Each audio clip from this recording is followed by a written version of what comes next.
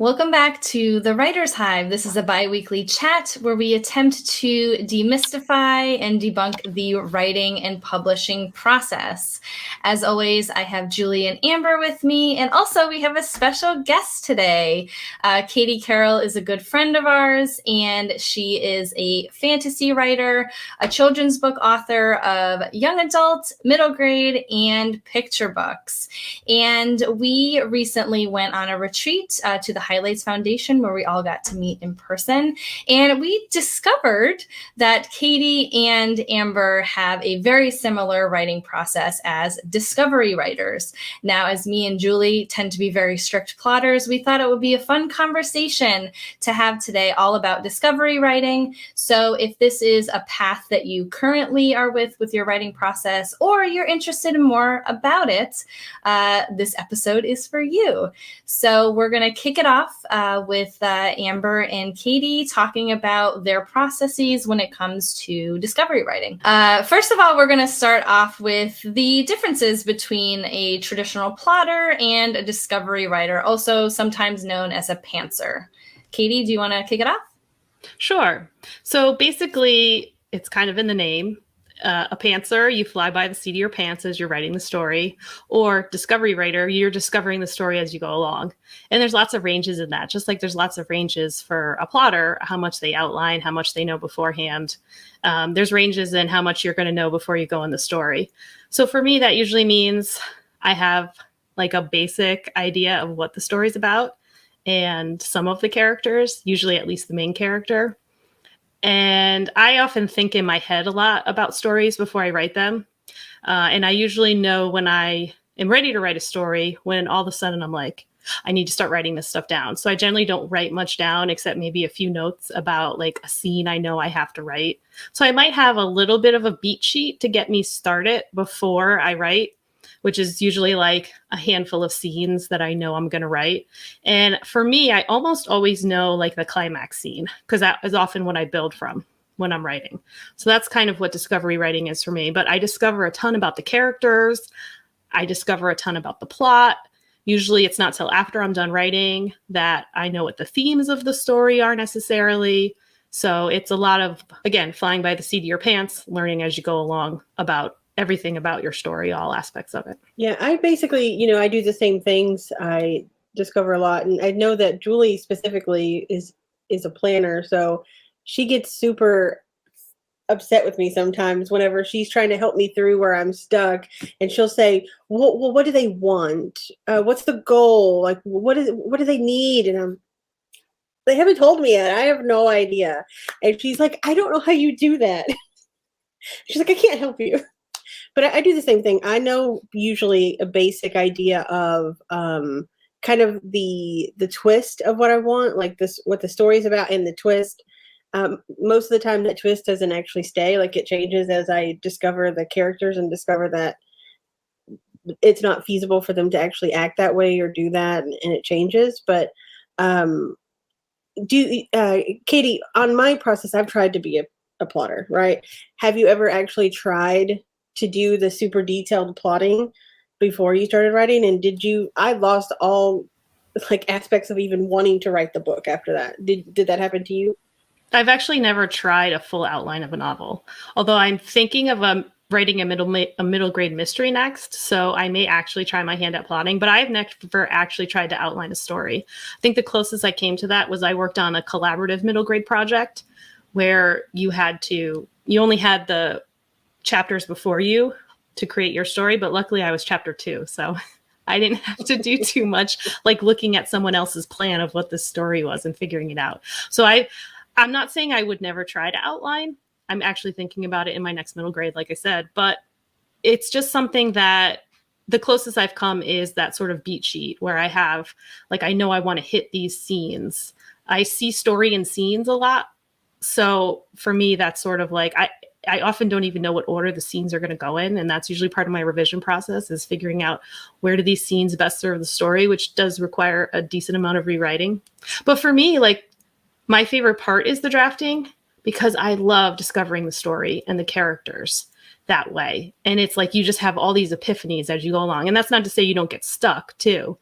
But it's really the most fun part for me because I really feel like it's exciting, where the rest of it feels like work. The rest of the working of the story, it's work for me. So I don't know that I would truly sit down and do a hard plot outline for anything, because I think you're right. I think it would totally stall me out, because I think my characters talk to me and my story feeds itself as it goes along. And you're so right about like when you have a twist in mind and then you get to that point and you're like, that's not going to work at all. But it's that kernel that is what pulls you along. So you don't need things to work out the way you maybe envisioned them, because it's going to work out so much better as you're working along, hopefully. Yeah, and I have found too that the beat sheets are probably the easiest way to have some semblance of a plotting outline for me, because it doesn't ask me detailed chapter by chapter. It's just like, hey, in this, 25% of the book, you kind of like have this happening. And I'm like, got it. That's fun and games. Let's do it. Let's go. So have you ever actually pantsed a book from like just a small kernel of an idea without anything in mind and just jumping in without thinking about it first? Because I did do that one time. And I came out with a book that is not usable because within writing it, I found the story, and it's not the story I was writing, but I got to know the characters within that 70,000 words or whatever that I wrote. But have you ever done that? Just completely said, oh, this person, go, and then just write, not even know the plot yet? I think the closest I did that was this past Nano, which is what I was working on a retreat. So I had written the first 5 pages of this story years and years ago, and I really had no idea what was going to happen in it, except for those 5 pages. And then Nano came around, and I was like, all right, I have these characters. There was basically 2 characters with 1 character who's already dead at the beginning of the story. And I was like, I'm just going to go. I'm going to write 50,000 words and see where this takes me. And it was like the weirdest thing. I felt like I was in like a fugue state the whole month, just sitting at I use my Alpha Smart, you guys remember, clacking away. And it was like, I'm just going to do what these characters tell me to do. And I did have that one sort of final scene in mind for that story, because I again, that's kind of where I build my stories from, I think. So often that's the kernel of the idea, is that climax scene. So that was basically the only thing I had, 5 pages that I reworked, and then I went, and that's what I'm about to approach revising now. So as plotters, do you guys have any questions for us about pantsing? I just found it interesting that where you focus on, like the writing is very much your focus, where for me, at least, my plotting is where I find those epiphanies and I really dive into the story. I feel like I would peter out very quickly when it comes to just writing by the seat of my pants, because like I need to know everything up front. And that lends itself to, I still discover things in my story, but it's very rare that I veer so far off the path that it would turn into a new story. But I just find it very interesting. And when I think about discovery writers, I always go back to like my process where I'm like, but how do you not peter out? So I'm just curious, like if you have any tips for other discovery writers out there, either in, I would say probably in the drafting process, how to keep going. I know you mentioned the kernel, but I didn't know if you had any other tips or if you had any stumbling blocks in the past that you sort of overcame with some process or anything, so that, you can actually finish the book and not get too stuck with going in, different directions and never finishing. Sure, I'll take that one first. So for me, like I said, I kind of see stories in scenes. So if I ever get stuck, if I do have that beat sheet sometimes I'll just keep that while I'm writing, and I'm like, or it's just in my head too. I keep a lot in my head while I'm writing my stories.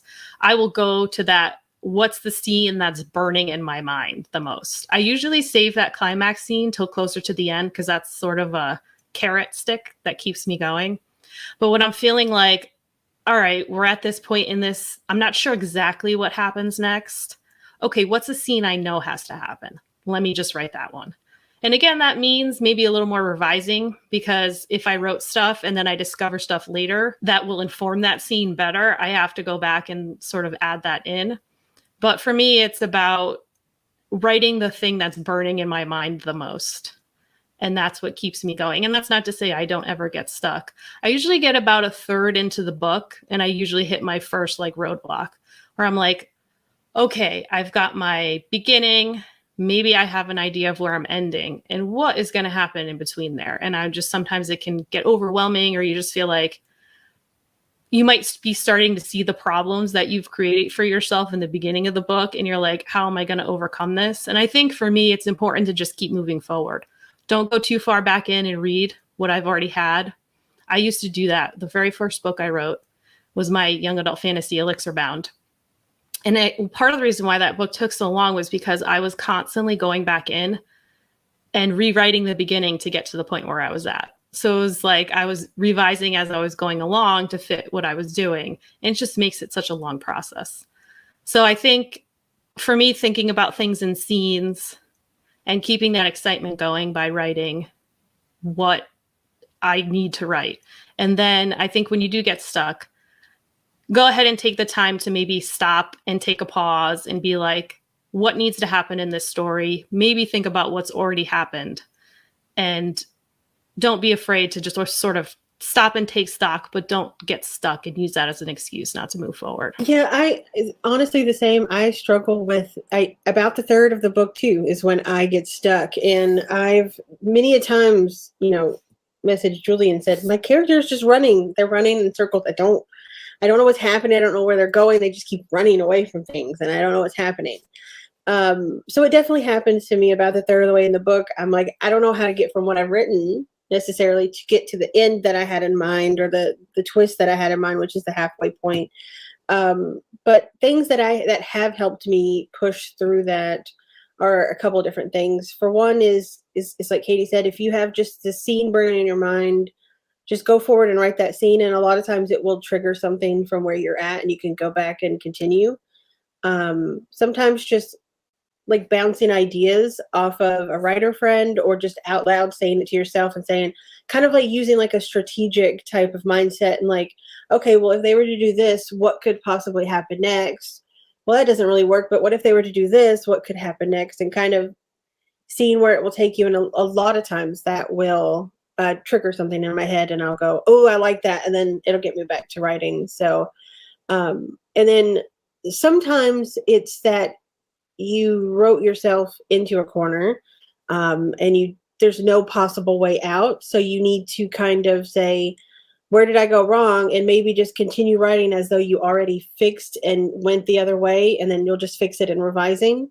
Now, going back and reading is not a problem I've ever had. When I hear writers talk about that, I don't know what they mean when they say like, oh, I write in Comic Sans, so it'll help me to not go back and read what I wrote. And I'm like, I have never wanted to go back and read what I wrote. It's terrible. I already know it's terrible. That's for later. Like, but I'm very, I can say, oh, no, I really think that should have went this way and just continue writing as though that had already happened and fix it later, which is kind of what happened with that book. I was telling you that I found the story. I was like part of the way through it, I found the story and I pivoted. And so if someone were to actually read that manuscript, it would make no sense because they're like, well, who is this? Where did that come from? Because I just pivoted the story. And, revising isn't fun, but it happens if you're a discovery writer. But yeah, just find somebody that writes similar to you, or even somebody that just is a writer and you can bounce ideas off of. Is probably the best thing that's worked for me to get out, those things. I love the point about just continuing writing as if you already solved the problem, because I think that's really key too. And like, make a note in your notebook or your notes in your document, wherever you're keeping, be like, make a note. This is the point where things changed. So then, when it's time to revise, oh, that's the spot. And that's where I need to go back and remember all the stuff that I changed and make it make sense when you do that. And I love that idea though, because to go back as a discovery writer and rewrite stuff, I think just kills your momentum. And look, if that's the process that works for you, like, go with it. Maybe you're like a third of a discovery writer and then you need to go in and plot things out. And if that's what works for you and you're getting your pages in, then keep doing it. But for me, that's what kept stopping me in my tracks in that first one was I was like, kept being like, oh, well, this thing changed now. So I have to go back and fix that. And it just was such a time killer when for me, it makes more sense to just go in afterwards and fix all those things. Cause I'm going to have a bunch of stuff I have to fix anyway. So I might as well just make a note of it wherever I make my notes and then, move forward. Just like, I've already solved that problem. I'll worry about that later. That's for future Katie. Let her worry about that problem. I had a question too. So as a discovery writer, which is very foreign to me, but I love it for you.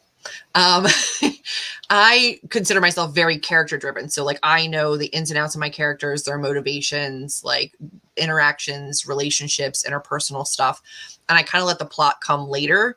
As a discovery writer, I know that there's like very strong, like pantser and like plotter vibes in the writing community, but there's also a lot that say that they're more character driven than plot driven or vice versa. Would you consider yourselves one or the other? And is it more difficult to be one or the other and then pants that? Like, do you find it more difficult to like pants character development or to pants like plot development when you're learning that as you go along? I'm curious how that works for you, because I can't imagine specifically characters, like not knowing what their like core motivations and like their ins and outs are before I start. Yeah. So for me, I'm definitely more of a plot driven writer. I kind of discover the character as I go along. Now, I definitely have a sense of the character, like going in, but I learn so much about character as I plot. And write. That's what plotting is for me, the writing. I've tried to like go in and do those like character surveys and interview your character and write the scene like where the character is telling about themselves or in a different situation that's not actually going to be in the book. And I just fail miserably at those. And I'm like, they're boring to me. I don't enjoy it. I don't feel like I learn much about my character doing that. I feel like I learn who my character is based on how they react to what I'm throwing at them as the story goes along. So for me, very much, I have a idea of who the character is and the obstacles they're going to face. And then I see what they're really made of when I put them in those situations. So for me, a revision often involves a lot of character development. Usually my plots are pretty solid. I'll have some tweaking to do, some scenes to move around, but plot is a strength for me. So yeah, character is definitely something that I approach sort of backwards, maybe to a lot of people. Yeah, I kind of go at it the same way. So when I come up with an idea, it's usually a plot is the idea. It's nothing to do. It's not usually anything to do with the character. It's not like, oh, this person could this. It's like more like this thing happened. What kind of character would then like react to that situation? And it's kind of like it's like I'm thrown into a story that's there already, and I'm just in a character I don't know's mind as I'm writing it, and I'm like slowly inching information out from them as I'm writing. And then eventually at the end, once I know everything I need to know about them, I can look at the story again and go back and revise knowing who they are. Because maybe decisions that I wrote that they made in the beginning, now that I actually know them, they would not make those decisions. And so I have to go back and revise that based off of character. So like write first, plot, revise based off of the character. So I think it's kind of the same. I do it a little bit backward, like Katie said. That's very much not backwards for you though. So it makes sense for you. And I'm also curious from a more organized, like outlined plotter mode, and especially as somebody who likes to be an active part of like the writing community and help people past hurdles. You heard Amber say before, like she'll get stuck somewhere and I'll throw questions at her and she's like, I don't know. You're not helping me. So as writers who both have writer friends who are much more on the plotter side of things, what do you think is one of the best ways for somebody who is not a pantser to like help you through your roadblocks? Like, what's one of the best things that somebody who doesn't write the way you do, what's one of the best ways that we can support you and like help you through when you reach those moments where you're stuck? Maybe just listen to us complain. Because, it's hard sometimes, and it's hard as any writer when you get stuck.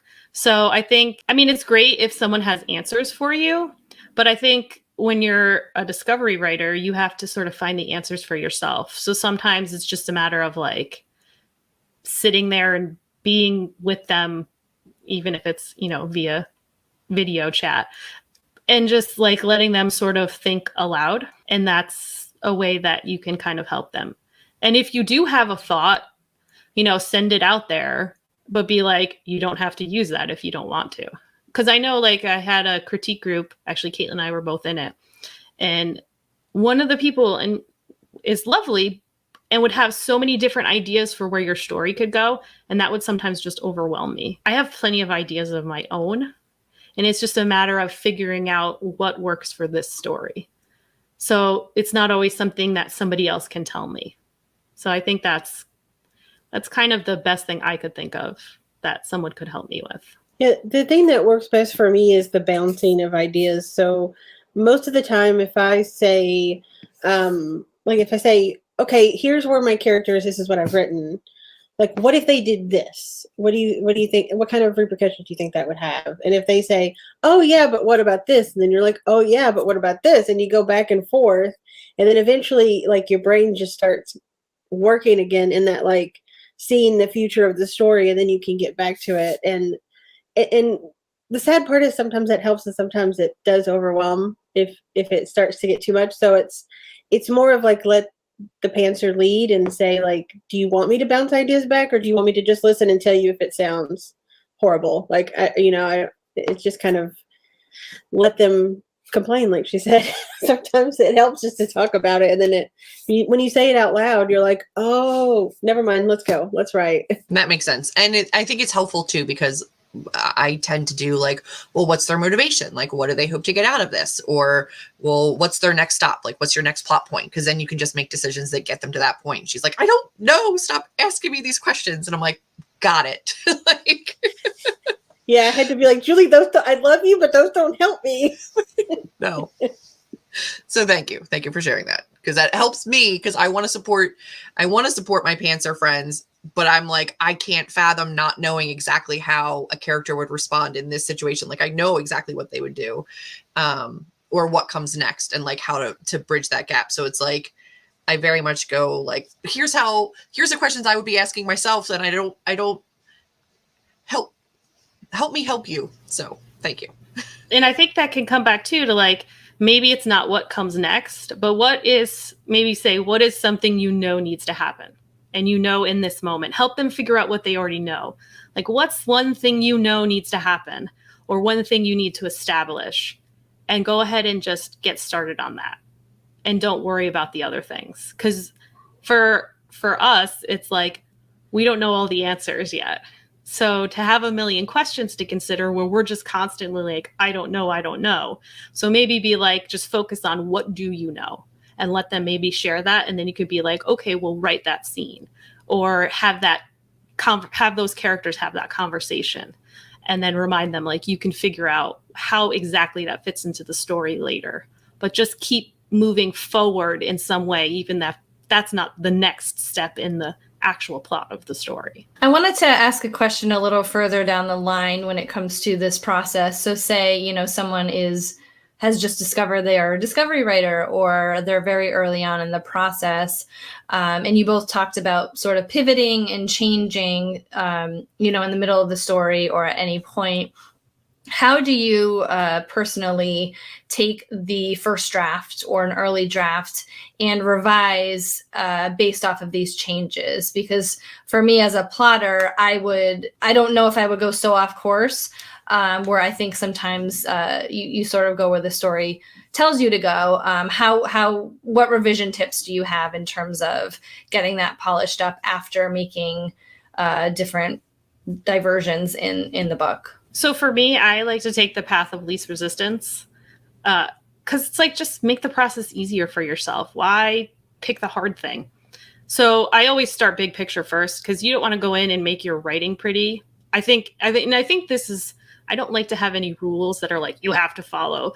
But I think for revision, start with the big, because if you go in and you start making your language beautiful and then you end up getting rid of that scene or totally changing it, like for me, that's a waste of time. So I always start big picture and I'm like, what's something I can tackle now? Again, like just make the process easy for myself.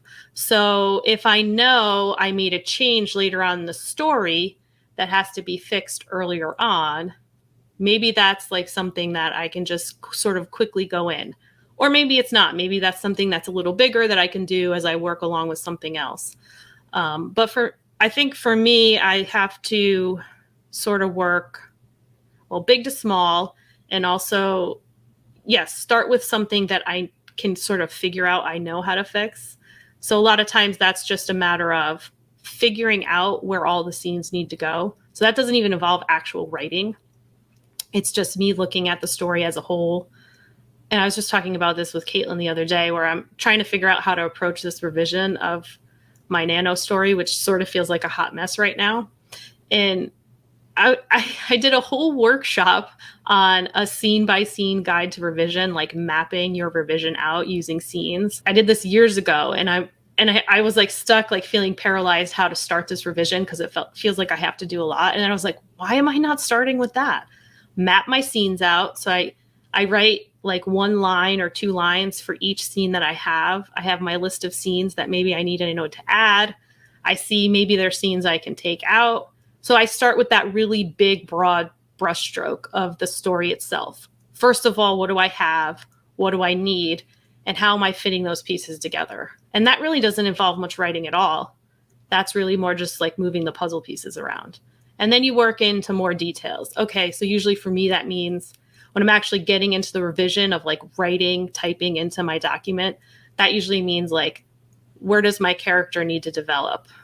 Because again, that's something I have to go in and add a lot of. Where do my scenes maybe need some more details to sort of set the scene for my readers a little better?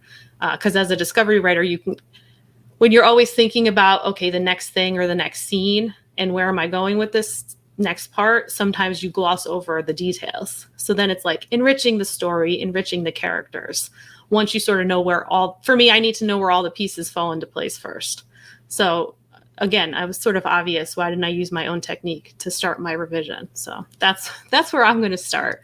It's sort of figuring out where all the pieces fit, what I need to add, what I maybe need to cut out, and then I'll go in and actually start working in the document and filling in those gaps that I inevitably have as a discovery writer. Yeah, for me, I would start with the things that I know and that are easier to fix. So especially when it comes to pivoting, what caused the pivot? So usually for me, it's anywhere from a quarter of the way through to about half the way through is when I would pivot. It's been rare that I would ever pivot a story at that more than the halfway point, because at that point I usually have a pretty good idea of where I'm going.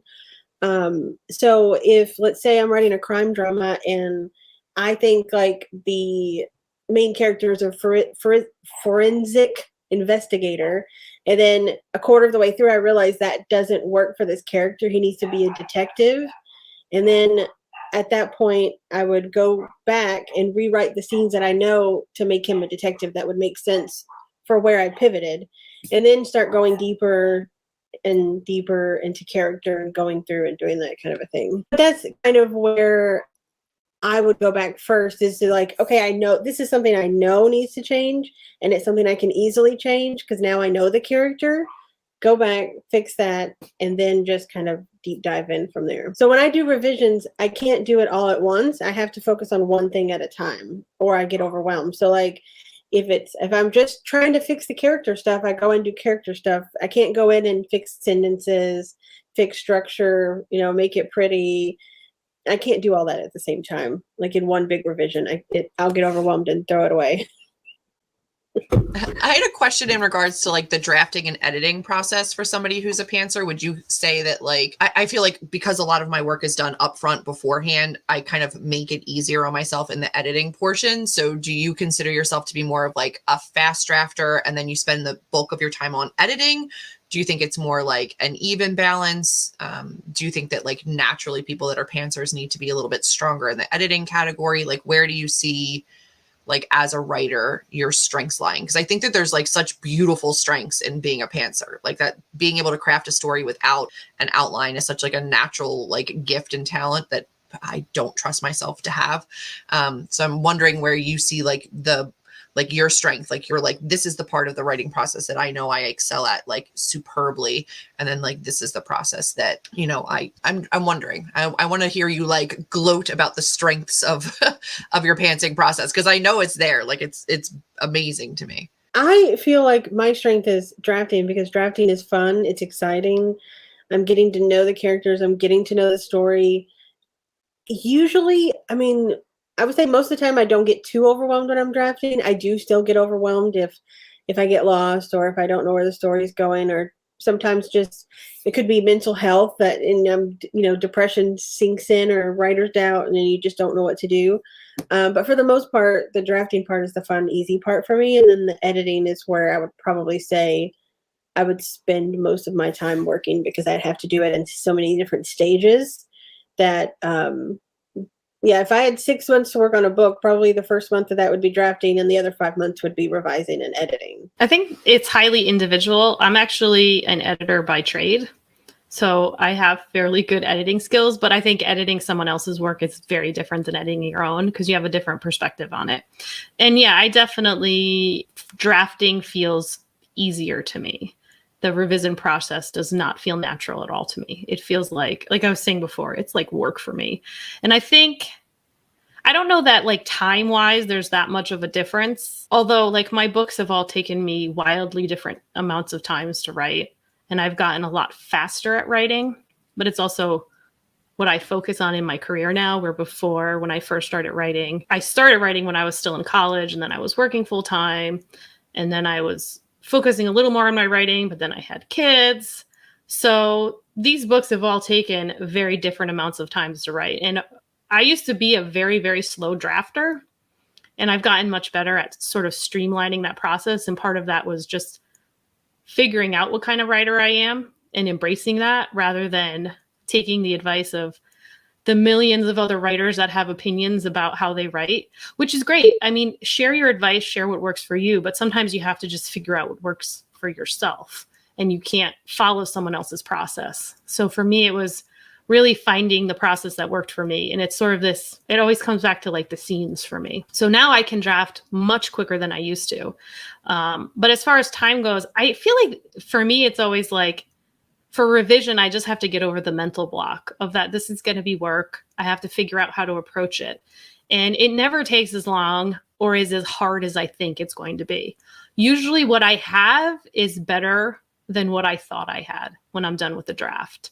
And that's not to say it's something that I would slap up on, the ebook store and say, buy it, because it's not that good. But I think my drafts are always better than I think they're going to be when I'm done with them. And there's definitely room for improvement and it needs work. But it's easy to get overwhelmed once you sort of get over that rush of finishing. And you're like, I love drafting. I'm done with this book now. And you're like, the end, woohoo. And then you're like, oh no, now I have to make it good.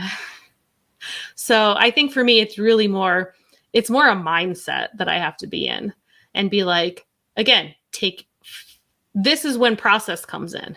Okay. So now for me, I think I figured out what kind of drafter I am. And sometimes I still think I'm figuring out what kind of reviser I am and how to approach that. And it still takes a little more time for me to figure that out. I think that there's so many people that are like, I think the pervasive thing in writing, right, is that like you should be a plotter. I think that like so many times people that are pantsers are told, well, just have you tried it? You just haven't found a plotting method that works for you yet. Like there's this push to be that plotter. I want to know your favorite part of like pantsing. Like what brings you the most joy out of like your particular writing process? Like I want people to leave this knowing that like there is like a joy and a strength and like a true like benefit to the way that you guys write, because I see it and I know it's there, but like I kind of want the people watching it to get that. So but like I kind of just wanted to hear you guys like rave about your process and like what makes it so great for you, and kind of like why you were able to, or how you were able to let go of that. Like, I have to do it this way. I spent a lot of years thinking it was the wrong way and trying to find the way that worked for me without realizing that the way I'd always been doing it was the way that worked for me. But I think my favorite part of pantsing is just I don't feel like I'm this person dictating the story. I feel like I am the character. I'm in their head. I'm with them. I'm experiencing it at the same time they are. And I'm discovering things that it's like, I didn't see that coming. Where did that come up out of my brain? Who's that character? That was cool. Like, I didn't even know that was there. And just being able to see kind of, wow, like I created that out of nothing. Like that was kind of fun, you know? But I feel like when you're a plotter, it's more like you do that brainstorming and being in the character's head beforehand. And then once you actually write, you're just dictating the story to the character rather than living it with the character. Yeah, I totally agree. For me, it's like I have this really fun idea or interesting idea and I'm exploring it. And then all along the way, I get these like moments of epiphanies that I'm like, I don't think I ever could have outlined this. I don't think I ever could have written this story if I had a plan beforehand. And those come at the weirdest moments. Like you won't, and I don't know, like, again, I don't know if I could be someone who outlines a story and come up with these amazing twists or this revelation about this character. I don't know that I could plan that out ever. So it takes you in these directions. It makes me realize how amazing my brain can be because I have all these pieces that I'm creating. And again, sometimes you don't even feel like you're creating them. You feel like Amber said, like you're almost channeling this and it's coming from maybe somewhere else. I don't know. And you don't feel like you're consciously making these decisions or coming up with these plot points or these characters or these situations. But it's like you have all these things going on and then all of a sudden something clicks and you're like, oh, that's what that meant. And I plant all these, it's so strange how I plant all these seeds for myself in the beginning of stories and I have no idea where they're going. I don't know what they mean. And then I get to a point in the story and I'm like, that's why that happened. Because this is leading to this thing that just makes so much sense. And again, I don't know that if I was an outliner, I could have those moments. I don't know that I would get to that point in that story. So for me, I mean, I may try outlining at some point, but it would really, I don't know that maybe I would still get those beautiful moments and then I'd end up throwing the outline out and writing it that way. But I think those epiphany moments are just so exciting. And it's like when you really feel the story coming together and you're like, oh, yes, yes, yes. I set myself up for this. This is where this is going. This is how this is going to work. I'm really excited about this. And I think, yeah, it's just a different way to create something, you know, and I think it can lead to really special things that maybe, you know, like when you're a creative person, you know, it's often like the reason why you brainstorm is because your first idea maybe isn't always the best one.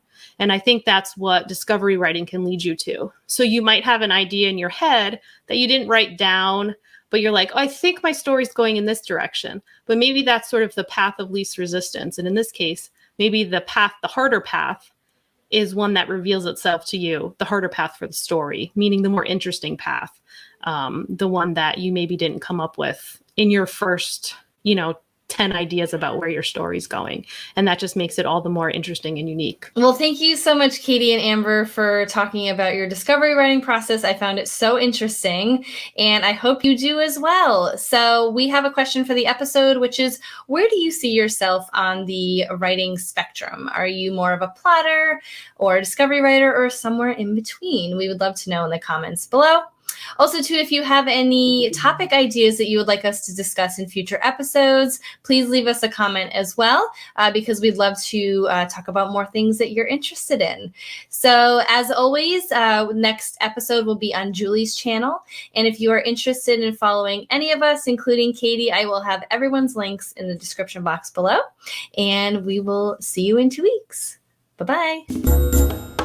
So first of all, we're going to discuss what was that? Was that a fan? You? Oh my god! Yeah, exactly. Sorry. I've got to go quick. Like, I think that how do I say this? Eyeball issue. I was like, did I move you to tears? Nice. No, you did not. You're like, she's talking about writing. I'm so bad.